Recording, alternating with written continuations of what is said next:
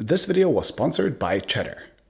3 years after its release, parts of Windows 10 look like they're taken straight out of Windows 7, which came out 9 years ago, while other parts look like they're made for touchscreen tablets. The Windows 10 UI can be frustratingly inconsistent, and understandably, I hear many of you complain about it all the time. But in the 37th episode of the Story Behind series, I'd like to argue that much of the inconsistency is a direct and inevitable result of their business model rather than just a product of their incompetence.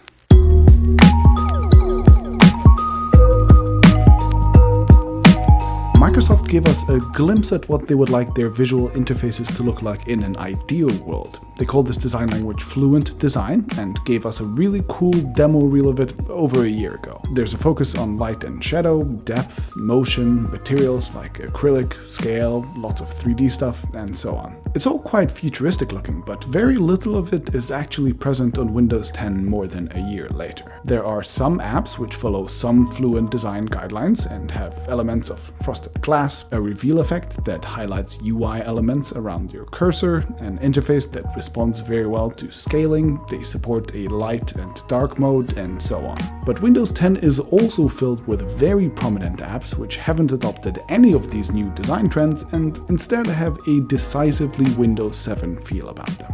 There are even multiple apps like Control Panel and Settings that are basically the same app twice, once as a classic edition and once as a modern one. This split personality seems especially frustrating when we compare Windows 10 to its closest competitor, macOS, or even mobile operating systems like iOS and Android, which all seem to have much more consistent interfaces. But comparisons like these are a little misleading, I think. Not saying that Microsoft doesn't deserve criticism at all, it certainly does, and it will receive plenty of it from me in this very video, but Microsoft's situation is unique in at least 2 ways.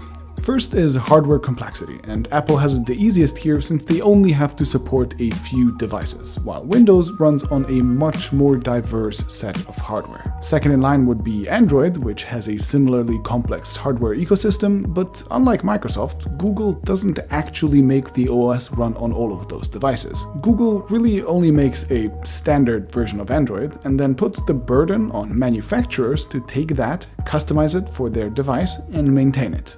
That's why the Android ecosystem is so fragmented.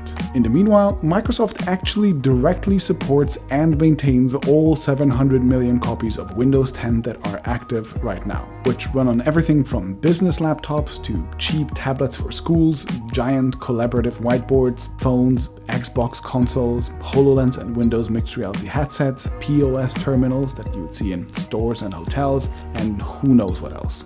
Designing an OS that looks modern and is functional and doesn't break backwards compatibility with all of these existing devices is just not the same level of complexity as, say, making macOS or Android consistent. Every time Microsoft wants to modernize any part of their OS and cut out an old piece, there is a huge pushback. They can't get rid of Internet Explorer, even though they have the much more competent Edge browser, because some enterprise solutions in some corners of the world rely on it for some interactions. They tried to replace Paint with the new Paint 3D, and half the internet went to war protecting this program from the 90s. Many of their users just hate changing their workflows, and since Microsoft makes most of their money from enterprise customers who rely on legacy code so much, and who just couldn't care less about modern design trends, Microsoft just can't push any radical design changes through.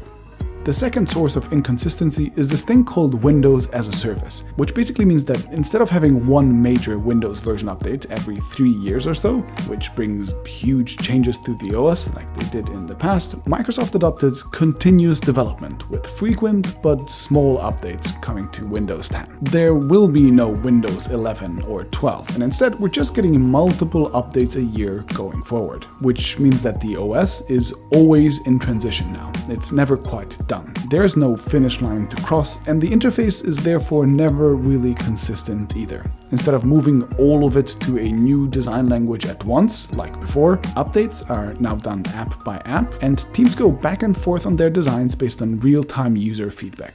This iterative approach that focuses on early feedback should ultimately lead to individual apps being better designed, and big blunders like the terribly received Windows 8 UI being shut down before it is too late. But it also leads to, you've guessed it, inconsistency.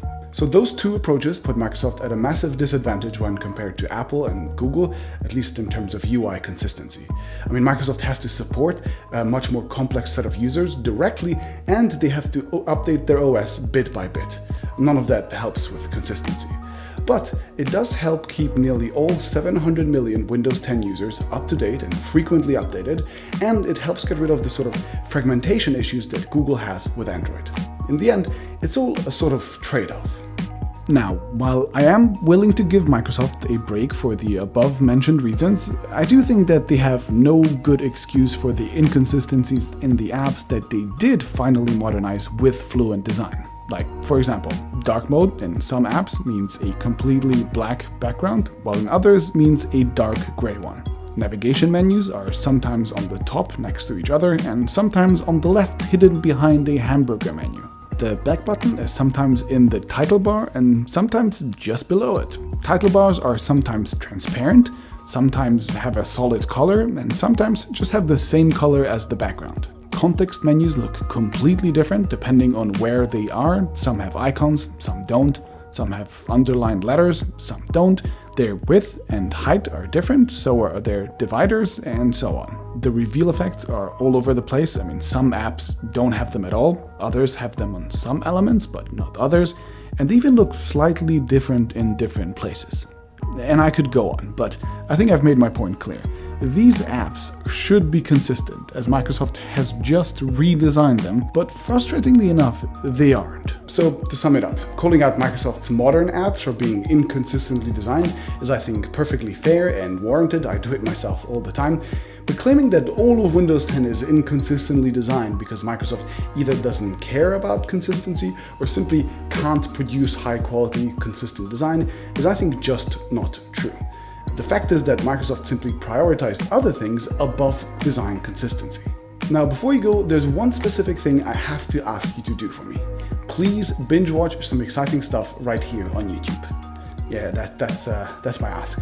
Cheddar, my new sponsor, launched their YouTube channel recently. They cover things like business, media, technology, news, whatever, just all without the boring parts, and they asked me to tell you about their channel.